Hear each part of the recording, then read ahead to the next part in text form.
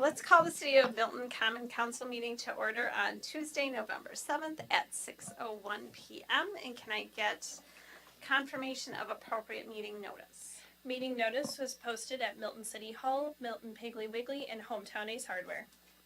And is there a motion to approve the agenda? So moved. Second. All those in favor say aye. Aye. Anyone opposed? We have an agenda. Pledge of Allegiance.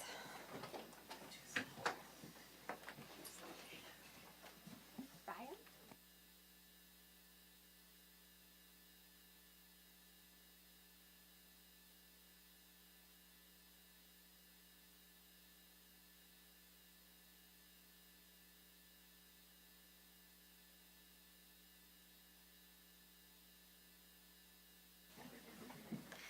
Okay, public comments regarding items which can be affected by council action. Is there anybody here that would like to have a public comment now, or when there is a specific agenda item that you would like to comment on that comes up, you can do it then too. I don't see anybody signed up, right? No. Nope, okay. Mayoral proclamations. We have two proclamations, one for Native American Heritage Month and one for Family Caregiver Month that I will be signing. And approval of the consent agenda. So moved. Second. All those in favor say aye. Anyone opposed? All right, that motion carries. Presentation, discussion, and possible action regarding the Milton Municipal Energy Plan. Welcome. Thank you for having me to give this presentation. My name is Maddie, and I'm a senior researcher at Slipstream, a nonprofit organization headquartered in Madison, Wisconsin, with the mission of accelerating climate solutions. Today, I'm here to talk about the Milton Municipal Energy Plan. So a little bit of background. Milton partnered with Edgerton and Evansville to pursue an energy planning grant through the Office of Energy Innovation at the Wisconsin Public Service Commission.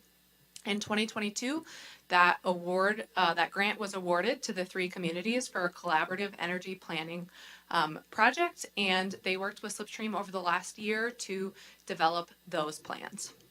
So today I'm going to go through a little bit more project background, talk about baseline energy use, highlight the recommendations, and then have any time for questions. So jumping right in, and I apologize for any glare, but I'll read these as well. The objectives of the plan was, first of all, to collaborate with communities of similar size to develop an energy network that could discuss sustainability actions. The second objective was to develop a baseline energy profile of municipal operations to understand where Milton was now.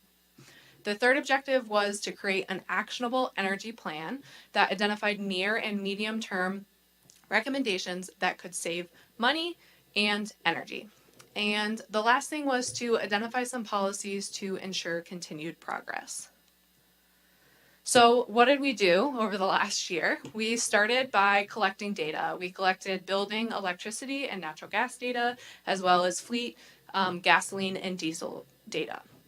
We collected all that data and we compiled it to form that energy and carbon baseline to really let us know where city operations is right now in terms of energy use. We also performed 2 energy audits of buildings in Milton to understand current practices and efficiency opportunities. And then we did an analysis of energy saving opportunities. We looked at solar installations, low carbon fleet alternatives, building and facility energy efficiency, and then policies to start driving community reductions.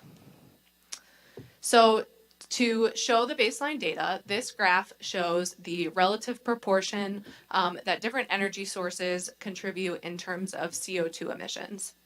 So in gray, you can see different operations, things like wastewater treatment, parks, streetlights. In red, you can see the different buildings that are municipal facilities. And then in the brownish color, you see fleet.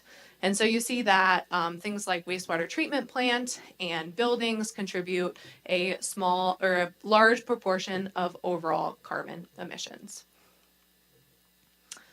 So the next thing I wanted to show as a highlight is kind of the estimated carbon dioxide reductions. So I'll talk more about the recommendations that get us here, but if we look at all the recommendations that are in the plan, this is the expected reduction that can occur. So we start with 2021 emissions in terms of metric tons, and then you see the energy efficiency reduction savings, the solar reduction savings, the fleet reduction savings, and then the future annual emissions, which is a very significant decline. You see that renewable energy is one of the largest components of that, and that is also related to the fact that Alliant Energy, the electric utility, has goals to be 50% renewable by 2030. So jumping into those recommendations and how we get there. So starting with building and facility energy efficiency recommendations. We had 5 separate recommendations here, which you can see listed here. The first is to continue to benchmark building energy use data to understand what it looks like across time and in comparison to similar buildings. The second is to implement recommended measures for the buildings that we assessed to reach 25% energy cost savings per building. The third and fourth recommendations both relate to standard policies that can be adopted to guide both operation of buildings and then purchasing decisions at the end of equipment life. Both of these policies can help institutionalize norms so that as staff changes occur, it's common knowledge what's expected for both operations of buildings and purchasing. And then the last one, I noted that wastewater treatment, pumps, and lifts are a large percentage of carbon emissions. So the last one is to conduct a more in-depth evaluations of pumps, lifts, and what the wastewater treatment plan to identify energy savings.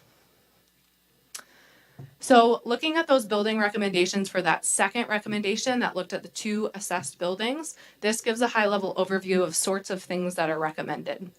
So you can see for the library and public works that we have priority measures, medium priority measures, and end of life. Priority are things with really short paybacks. Medium priority have slightly longer paybacks, and end of life are things you should do when equipment reaches the end of its life. So you can see different things like maintenance refresh, computer energy management, LED lighting, and then things at end of life like insulation, garage door sealing, and upgrading windows or HVAC equipment. So moving on to solar. The first recommendation is looking at municipal facilities and recommending an installation of around 150 kilowatts of solar by 2032 at city buildings. This would offset roughly 10% of municipal electricity. We put a timeline on this one because there's federal funding right now and it runs out by 2032. So that's why we have a timeline on this one. The second recommendation is consider battery installations to provide resiliency benefits. This is especially important at generator end of life. And then the last one is to collaborate with the utility to offset 50% of municipal electricity with renewable energy. As I mentioned, Alliant has that goal, so make sure they actually meet that goal. So looking at those 4 facilities that we looked at in more depth, this shows the 4 facilities: City Hall, the library, the garage, and then the wastewater treatment plant. You can see the size, which gets us to that 150 kW. You can see the net cost, which takes off both focus on energy state incentives and that federal tax credit that's available through direct pay right now. You also see the percent renewable electricity for the building, the payback, the annual carbon savings, and the annual energy cost savings. Okay, the third category of recommendations is fleet. So in this case, what we're really recommending is low carbon fleet alternatives. So the first recommendation is to start with a pilot and just do 2 to 3 transitions to electric vehicles. In this case, we recommend a pilot because we sometimes hear concerns about performance of electric vehicles or other things. And so starting with a pilot can help understand those potential barriers and inform a more gradual transition over time to all EVs. The second recommendation focuses on that, using a total cost of ownership purchasing policy to guide that transition and future vehicle purchasing decisions. Really make sure you're looking at both the operating costs and in addition to the purchase costs when you're purchasing vehicles. And then the last one is to not forget non-road vehicles, things like lawnmowers and other public works equipment, and to strategically replace those with electric alternatives as they're available. So the vehicle recommendations did look at cost effectiveness to make sure that there were actually feasible alternatives. So here you see the 4 categories of vehicles that have cost effective alternatives right now. So heavy duty vehicles, things like that, are not currently recommended and not recommended for the pilot. We instead focus on cars, SUVs, and pickups.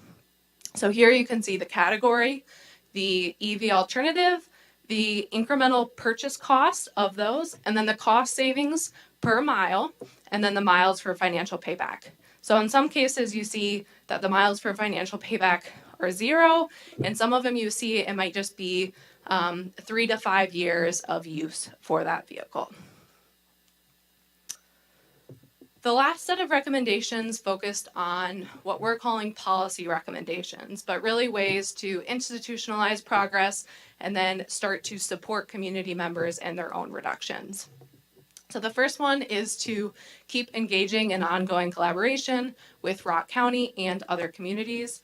Across the state of Wisconsin, there's 2 networks that already exist, the Wisconsin Local Government Climate Coalition and Green Tier Communities that Milton could consider joining. The next one is to provide educational materials for residents and businesses.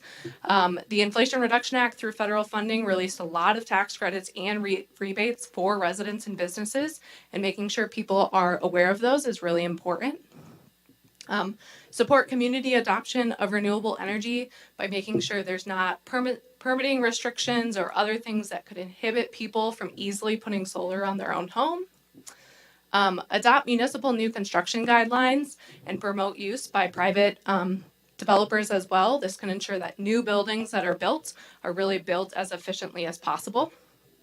And then support development of public EV charging infrastructure. A lot of people charge at home or at work, but there are people who are looking for it, or people that might be traveling by Milton that could use that as part of their road trip.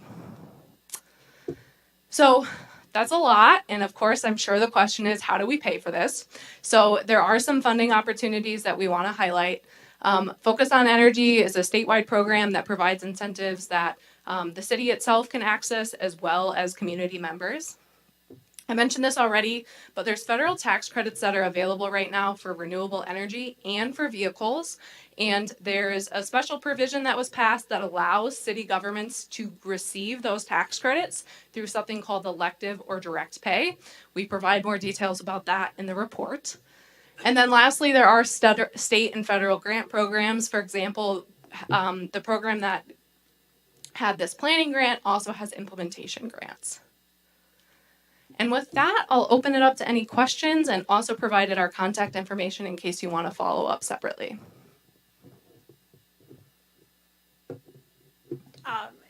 Are there organizations that provide sample ordinances or policies that other municipal governments have used for guidelines? Yeah, definitely. Some of that is available online. Our full report provides some examples of that as well, of other places to look. And then the other thing I'll really plug again is that there's these networks that exist across the state that are free to join, and where it's basically bringing together lots of municipalities, and people from those municipalities are usually more than happy to send those joint or passed ordinances. Has there been any concerns about the charging station locations in the smaller cities like ours? Yes, definitely. So in the report, we talk a little bit more about this and really thinking strategically about where those EV charging stations should be. So like I said, a lot of people charge at home or at work. And so some of that should be on private businesses and residents. But there's also things to consider, like people who live in multifamily buildings and how to make sure it's close to them, or close to places where people are for an extended period of time, or where people might be driving through, so that when they're driving through, they stop, they charge, and then they come into the city of Milton to have lunch, have breakfast, things like that. Other questions? Have you seen any EV chargers in the downtowns? Yes, there have been, and small towns have done that on purpose. I will speak from personal experience. I own an EV, and I love the small towns that have them because it's a great excuse to stop and then, walk through downtown and have a local coffee or a local lunch. But for example, Evansville, which is one of the communities that we partnered with, does have one in their downtown.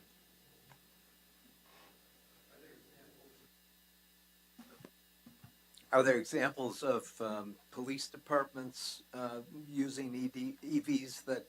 Uh, you could say- Yes, definitely. So there's lots of police departments that use hybrids. It's becoming standard in a lot of places. And then police departments across the state are starting to also consider electric vehicles. I will say Madison definitely already has some in their fleet. And I believe that Edgerton is actually in the process of buying one right now, which is, again, one of the 3 communities that were part of this project. Any other questions or comments? So, Mark, is the DPW building already set up to charge, or we would have to invest in some infrastructure if we bought an electric truck, or what's existing right now? I think we would need to invest in the charging infrastructure. And the full report, again, I didn't want to bore everyone with all the details tonight, but the full report does discuss that as well and provides information about the costs of charging infrastructure and what to consider while you're installing them at your own municipal facilities. So if you're buying 1 to 2 vehicles now, you might think, oh, I only need one, but it's really good to think long term, to think about what you'll need, because the cost of upgrading electrical service once is much more affordable than doing it multiple times over time.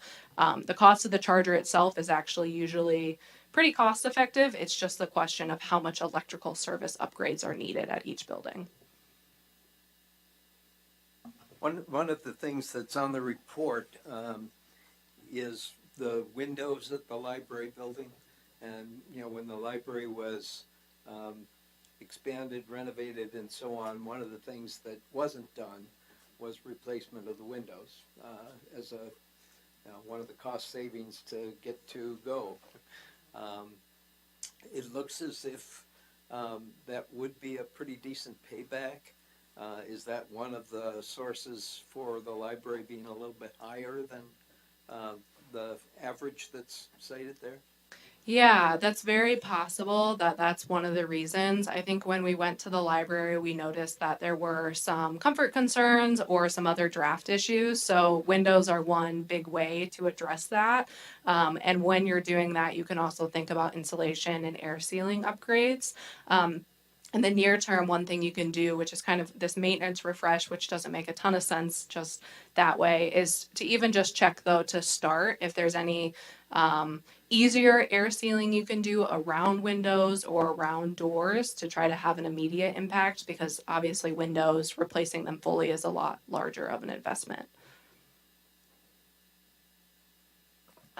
I was kind of wondering the same thing that you were, Bill, but I was thinking maybe because it's an older building. Yeah, that's a great question. So the comparisons that we provide and the tool that the city can continue to use, Energy Star Portfolio Manager, does take age into consideration when making those comparisons. So it considers climate zone, so we're not, being compared to southern states, as well as age and the building type. So that is considered in that comparison. It wasn't way out of whack, it was very close. And I think part of that is that there were energy efficiency steps that were taken, LED lighting, for example, and that kind of thing. But the windows in the HVAC system was sort of a hybrid of old and new, I think.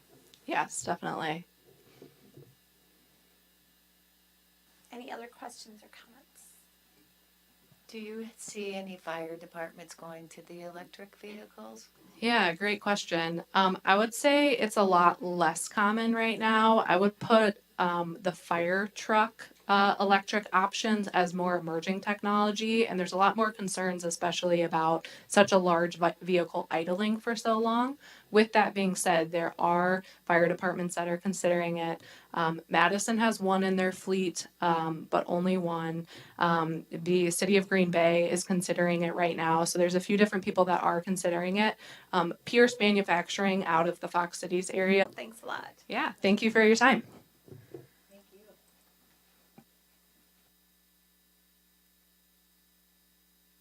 All right, discussion and possible action regarding Mary Milton Fund. So the city of Milton has a Mary Milton Fund and a bank account that we've had for quite some time. It has a balance of $742, and that hasn't been utilized since 2017.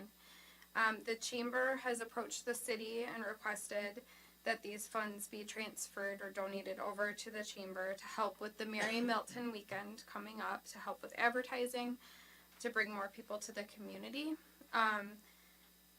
As far as the fiscal impact, obviously we would contribute $742, but it would save in the bank reconciliation process monthly of having to balance a bank account that isn't changing and isn't being utilized. So we do have Deb from the chamber here if anybody has any questions, or if you would like her to speak on the request as well. Any questions or comments or a motion? I think that there's so much excitement out there with the Mary Milton this year, and especially since we're doing the Christmas parade, I'm very happy at the way that this has grown, and I think that it really makes a lot of sense to proceed with giving this to the chamber, because they're going to pull everything together and make sure that everybody knows about everything. And I can tell you from my own past experience, when you're trying to pull together events from one weekend and every year it just keeps growing and growing, it's not that easy to keep up with, because it's always different people. The intent of the money was for it to be used for this purpose, so I think this fits, and with that, I would make a motion to transfer the $742 to the Milton Area Chamber of Commerce and to close the bank account, the Second. city bank account. There's a motion and a second. All those in favor say aye. Anyone opposed? All right, let the money start flowing. Okay, discussion and possible action on Old 26 LLC DBA Old 26 Bar and Grill application for a Class B retail license fermented malt beverage and a Class B retail license intoxicated liquor. Old 26 LLC has applied for a liquor license. I won't restate that type of liquor license, but it's going to be similar to what has done in the past, and it will be called the Old 26 Bar and Grill. Jacob Kirschner is the agent and also is on part of the LLC. The property does not have any outstanding violations, and a background check was completed for Jacob Kirschner, and there was no issues found. If this is something that the council would like to approve, I would recommend the motion include pending any outstanding charges due to the city of Milton. This is similar to what we've done for all alcohol license renewal and new licenses. Any questions or comments or a motion?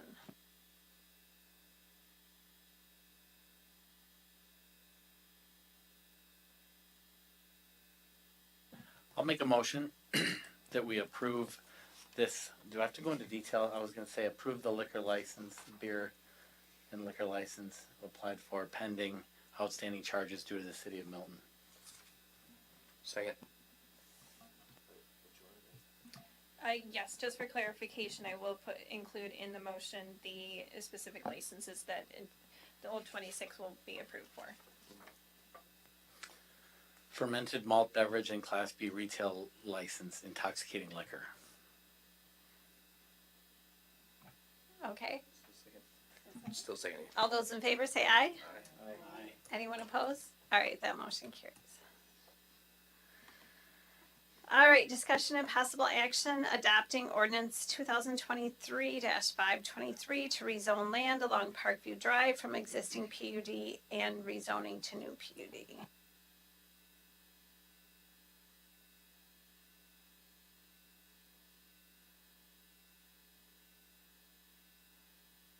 Dwayne will be handling. Dwayne, you're up. I didn't even realize. Sorry, I thought you were sitting there already.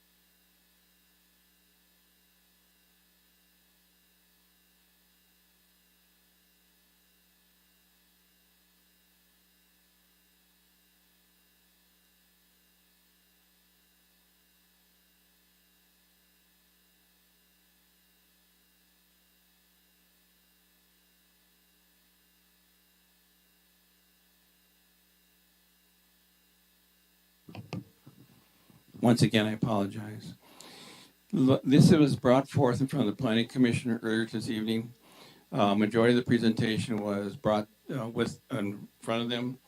And there, if you all want me to go through the whole presentation again, I can. For those that weren't here, the memorandum that I had for the planning commission would be the same similar memorandum that we have for the city council.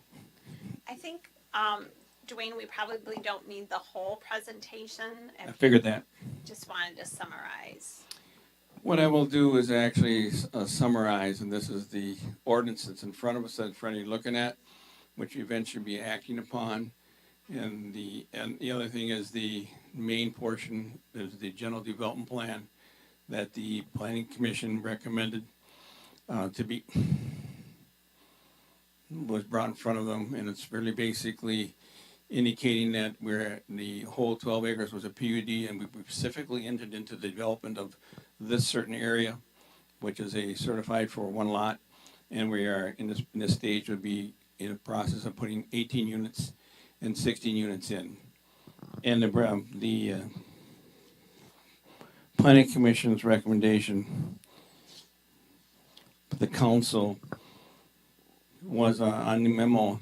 If you all got a chance to read the memo, the recommendation of the city administration recommend the city council approve ordinance 2023-523 to rezone the land along River Drive from existing PUD, rezoning to new PUD, and the general development plan upon developer recording the CSM divided lot 1 into lot 1 and 2.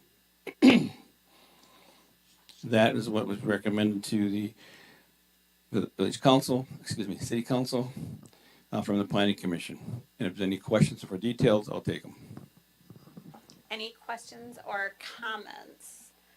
Dwayne did a really nice job at Plan Commission presenting this in great detail, and we did have an active public hearing with really good questions from folks that attended regarding the development. So if you have any questions or comments, now would be a good time.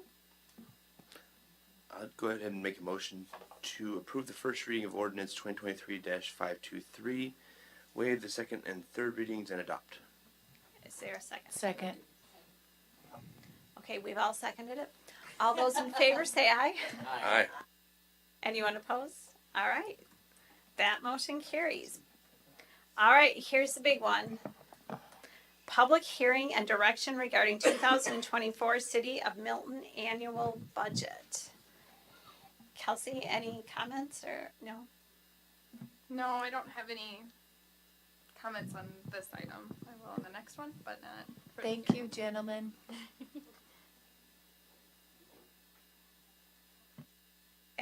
So we will open the public hearing.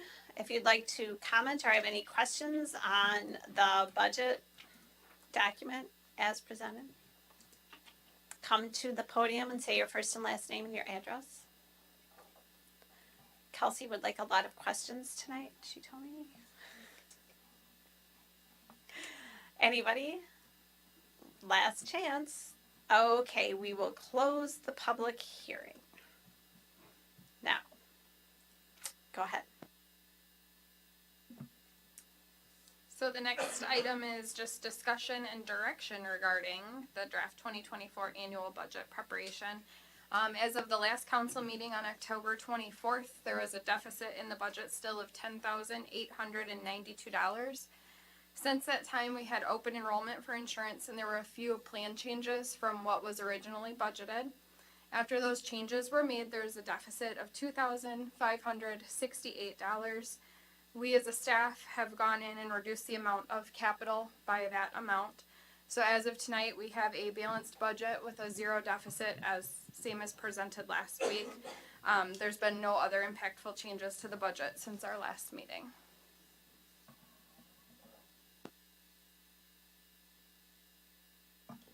She's pretty awesome, isn't she? So I take it we can check all of the boxes in terms of, Yep, all the boxes can be checked, so we're good to go unless there's any discussion or direction that you all would like to make for changes off of what was presented at the last meeting.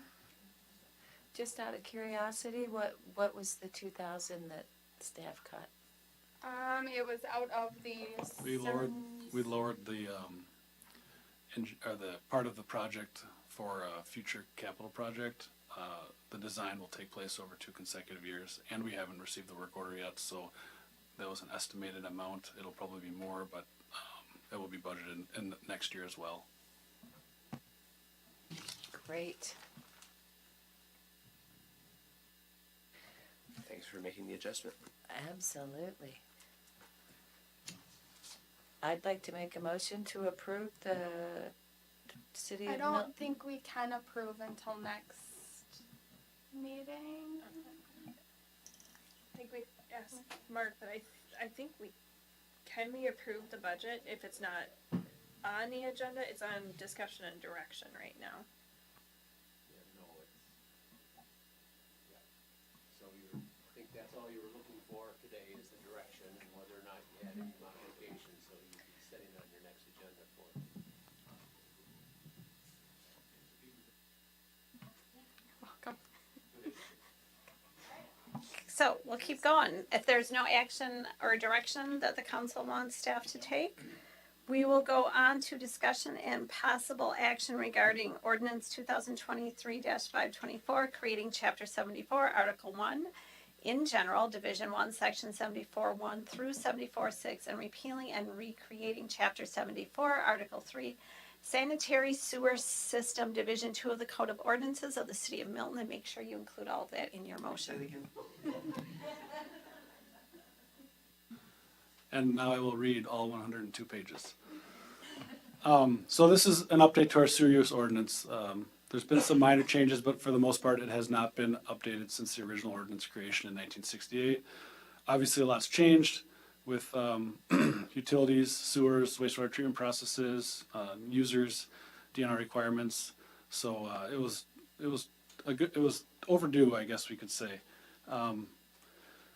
Some of the changes also include regulations or ability to permit industrial users. The reason for that is DNR permitting requirements for the city and our wastewater treatment facility.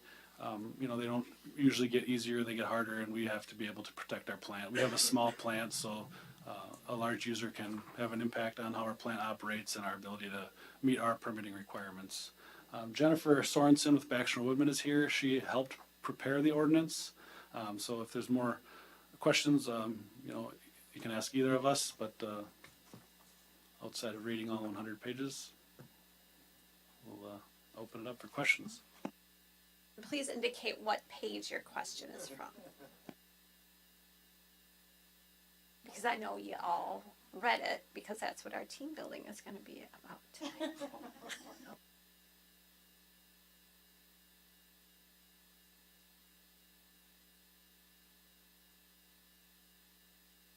If not, I don't know, Jennifer, if you want to share anything or any more general information, you're more than welcome. But sure. Yeah, I don't think it'd be bad.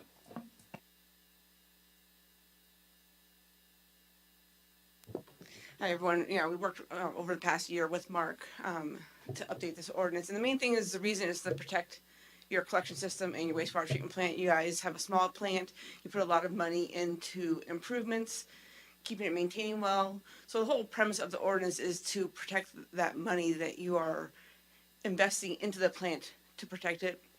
Also protect the worker safety and health of your workers there. We want to make sure that the wastewater that is being sent to the plant is not going to cause any issues with that. So also with you guys have a decent industrial base here, so we want to give the ability to permit those industry users. We don't require to permit them. It's just it gives you the ability, if you need to have that relationship with them and have a little bit more control over what they're doing and build that relationship with them, it allows you to do that. And then if someone isn't complying with the ordinance, it also gives the provisions to do enforcement against them to make sure they come back into compliance for that. And the whole purpose is we're not here to put something down and be hard on the industries. We want to work with the industries that are there and build a good relationship with them. They understand how they can impact your collection system and your wastewater treatment plant, and you understand what they're doing and what they can do to be the best industry here and meet all the environmental requirements out there. So sometimes when people think of ordinances and regulations, they think of, I don't want to do that. I'm going to scare businesses out of my town. It's not. If you go down to any other community around here, they're going to have a very similar ordinance for that to regulate the industry. So industry, if they come up and leave here and move over to Janesville, they're going to have the exact same ordinance that you guys have and the requirements that you have in your ordinance now, where before industry could come in and kind of do whatever they wanted, you didn't have the provisions to really protect yourselves as much as it does now. So,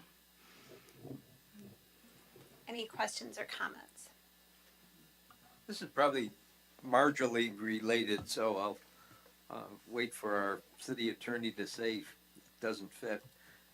Kind of where are we in terms of capacity for new businesses coming in? I mean, it could have an impact on ordinances, is why. So design flows were about 50% of design flow. Okay.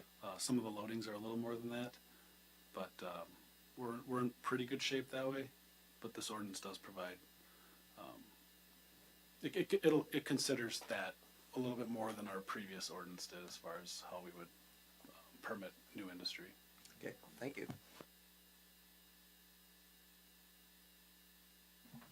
Anything else? Yes, I'll make a motion to approve the first reading of ordinance number 2023-524, waive the second and third, and adopt. Is there a second? Second. All those in favor say aye.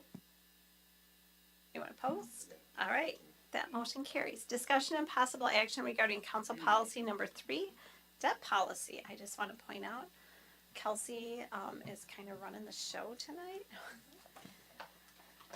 So our definition of capital projects is housed within our debt policy.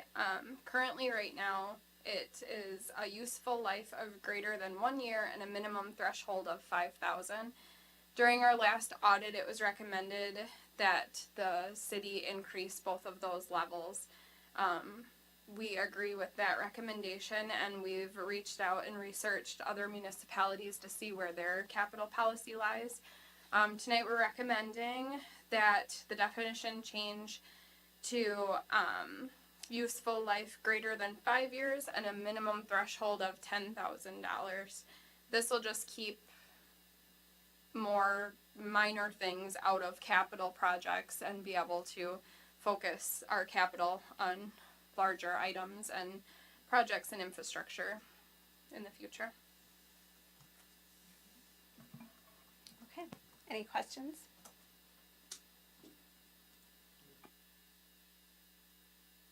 I'll make a motion that we approve the updated council policy number 3, debt policy. Second. All those in favor say aye. Opposed? All right, that motion carries. Discussion and possible action regarding ordinance 223-525, amending the language in Division 2 Police Department. Okay, I will be presenting this one this evening on behalf of Chief Saxey.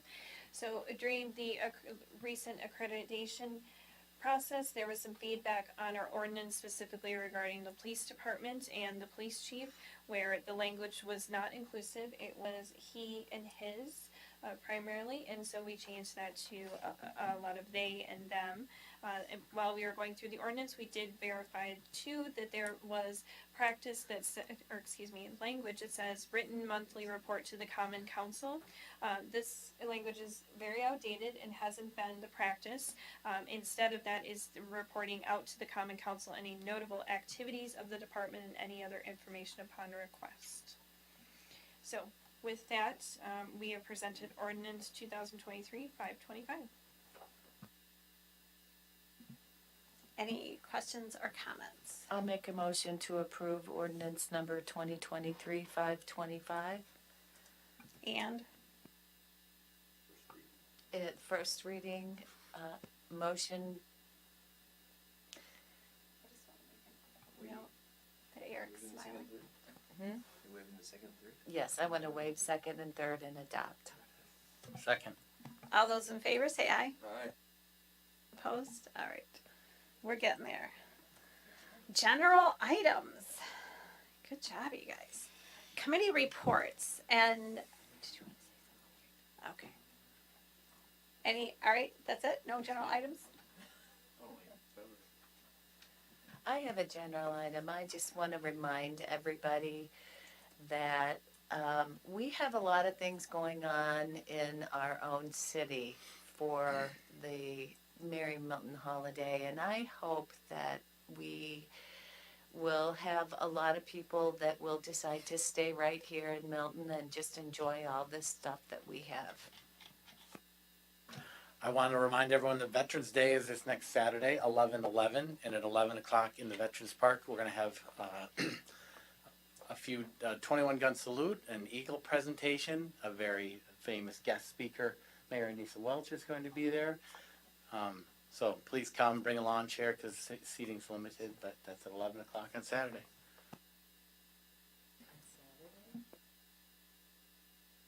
It's on Saturday. Okay, staff reports. The library. We have our Friends of the Milton Public Library book sale going on throughout the month of November. Any money raised from that book sale helps support all of our library programs. We had about 70 programs just in the month of October. And then scholarships for some graduating seniors. So last year we gave away 3 scholarships, so we're hoping to give away 3 more this coming school year. And then we have an online sale. You can get t-shirts or sweatshirts with our Story Gardens birds on them, or the library logo. So you can go to our website or our Facebook page and purchase t-shirts or sweatshirts. So. Nice. Mark. I don't have a lot. Leaf collection, but yeah, not much. There's just no. I don't. You know, DPW has this big budget, and they just never have any. No weather forecast. It's supposed to warm up. First snow clearance. We don't say that word. So Mark, we should leave you alone. You are more than welcome to stop and visit. Kelsey. I don't have any more updates tonight. I'm good. Jenny. Well, the only item that I have is actually I guess I have two, and they're all related to elections, is candidate packets are ready. We have 3 older persons that are going to be up for election in 2024, and they're all to the right of me. And with that, the first day to circulate is December 1st, but if there is anyone interested in picking up their packets, they are available at City Hall. And then the second portion is we will actually be having 3rd grade students from the school district. It'll be roughly 99 of them coming to do a mock election next Monday. So they are very excited, and they will be going through the whole process. We'll have it set up, and they will have a different ballot, a simple ballot that they'll be putting into the machine. So we're excited about that. And that's part of our project involving more youth in local government at all ages. And Jenny and I are partnering, and some of our committees are going to be joining us, and I'm sure all of the departments, the library is already doing an A+ on youth involvement, will be developing their own plan of action for including more youth in local government, and all the department heads are looking forward to that too. Actually, I'll follow that up with our own Max Olson, who many of you know and have met because of his encouragement to the city to let youth be involved. Max will be with me at the Agriculture and Extension Committee meeting tomorrow, with the hope that that committee will approve a county resolution to explore a youth and governance program on the county basis. Oh, and the county can thank the city of Milton for that. I'll make sure I say that tomorrow night. Please do. And not last but not least, Twain. Yes, What do you want to tell us? I like to report out from the administrator's position that we have another inquiry of development again in this community. And it's also long term. I'm putting a note in there for Paul to look at. It has potential, maybe another annexation. So there's an inquiry that, again, Milton is getting calls for a development. This would be a commercial development. Second is a lot of my time here I've been working on this PUD.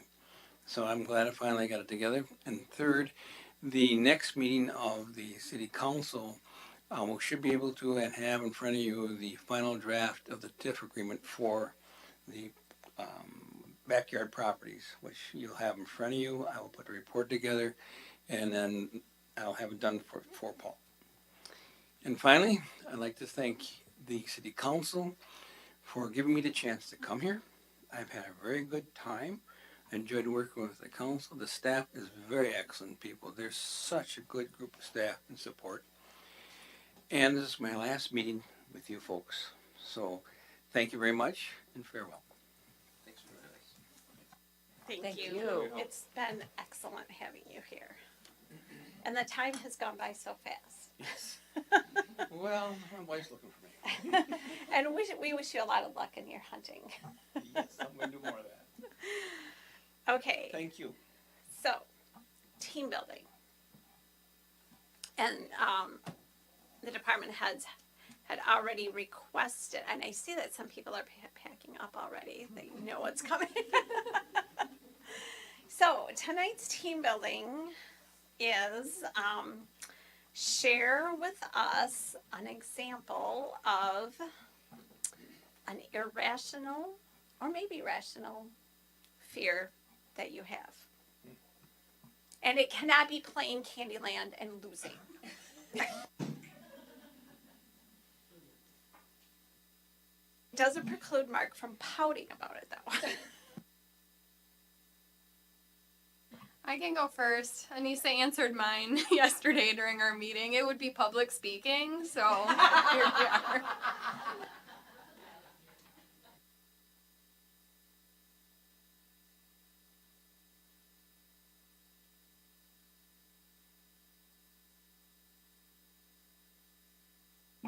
Well, I will go because we talked about it yesterday. Is anyone who dresses up in an animal costume, also known as a mascot, I do not like being near those people. Next meeting, mascot day.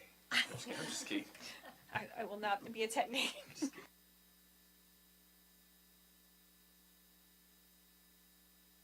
I think you would.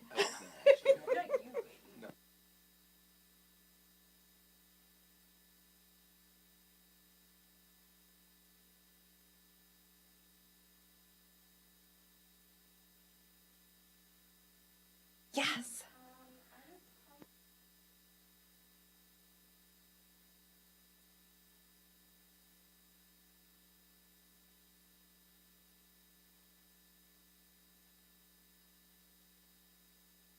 Yes. Yes. For a little kid, it is. Yes.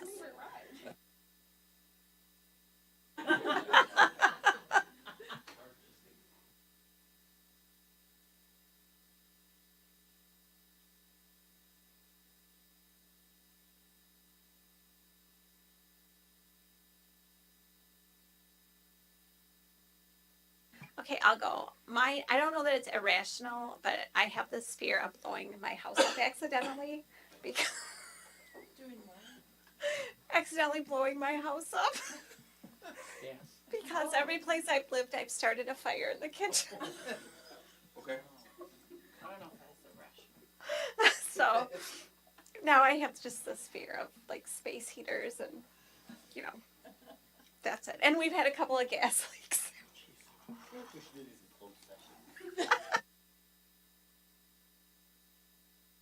I think.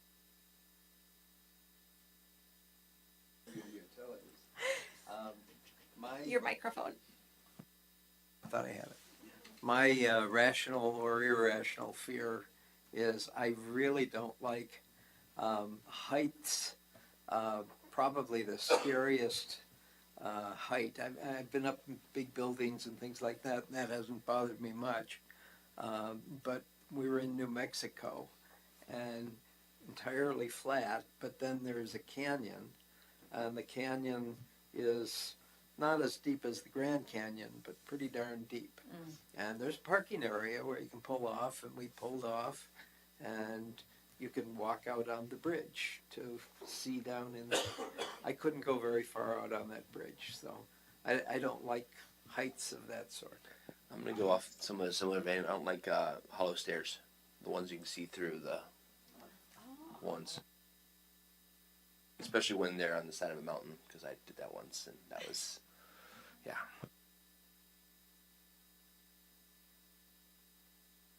I guess I'll go with like falling through the ice and not being able to get up, or being in some sort of an underwater anything where you can't. Maybe cave. I used to cave dive and stuff, and it started getting to me where you can't go up, go across bridges in the winter, crack the windows, because that's another thing, getting stuck. I know you only asked for one. Sorry.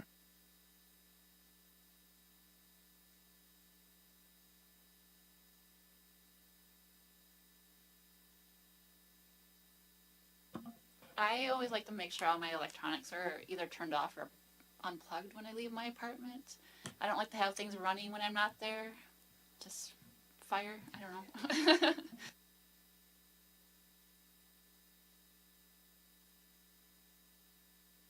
Fans and like I don't run my heater when I'm not there, so it's really cold in my apartment when I get home. But I don't want it to burn down. The question is, how many times do you go back and check to make sure everything is off?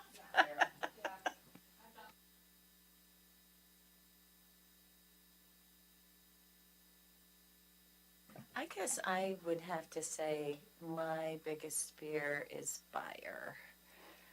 And whatever I can do to avoid it in my house to where it's let me rephrase that. I want to make it, I want to be able to control any fire that happens in my house. So all of my candles have little lids that I can just immediately push them out. Just anything that could start a fire. Moving things away from my lights. I'm just paranoid about fire.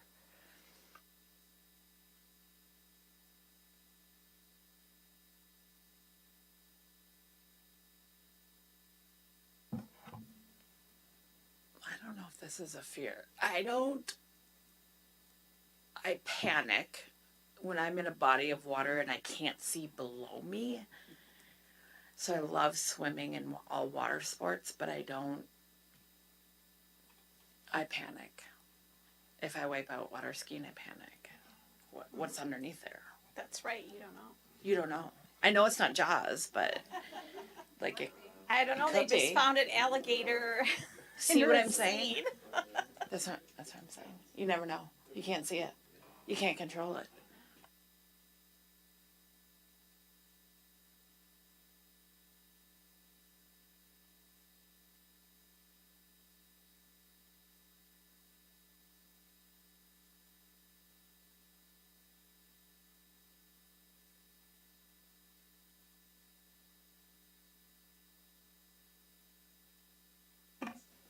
I mean, I agree with some of the water stuff, like drowning. I don't like snakes and spiders too much. You know, Good to know. I mean, the fake ones are okay. They're not. But yeah. Snakes and spiders. And losing at Candyland. You're not going to believe this one. When I was a child, I was an introvert, and I could not speak in my class. Matter of fact, I tried to get a presentation out, and I sat there and cried. And I couldn't do that. So that has been a fetish of mine for my whole career. And if you notice, I gave a presentation tonight. My voice did crack a little bit. And you see all the preparation I had to do. I had to make all that happen so I could give the presentation. So I still have that in me, Kaylee. Kelsey.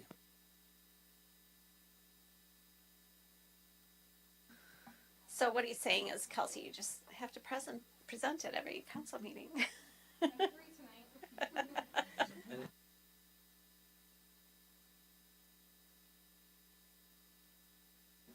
Fearless Mark.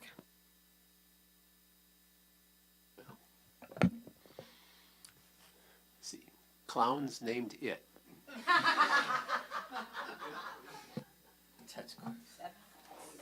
See, you guys are just the best.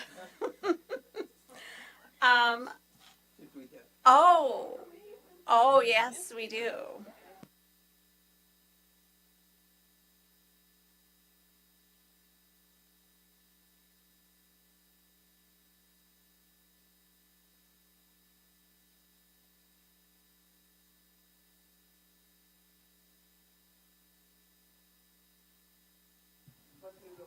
Because you know too much now.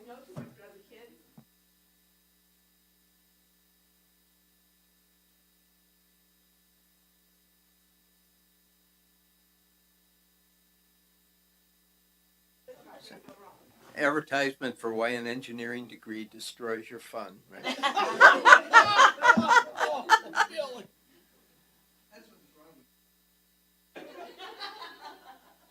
Well, some of his start, it's generations of Candyland, probably.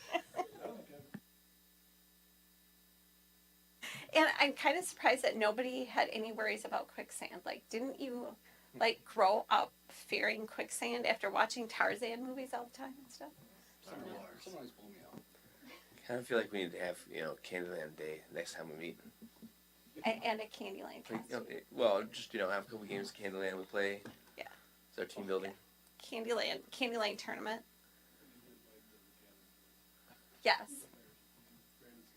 I mean, I have Okay. actually called, You do. I have one that's, a Candyland called Revenge of the Candy Man, which is a little more, it's more for adults than kids in a way. Well, it's a fun version. Revenge of the Candy Man. And dad jokes. Okay. Next meeting is November 21st. Is that true?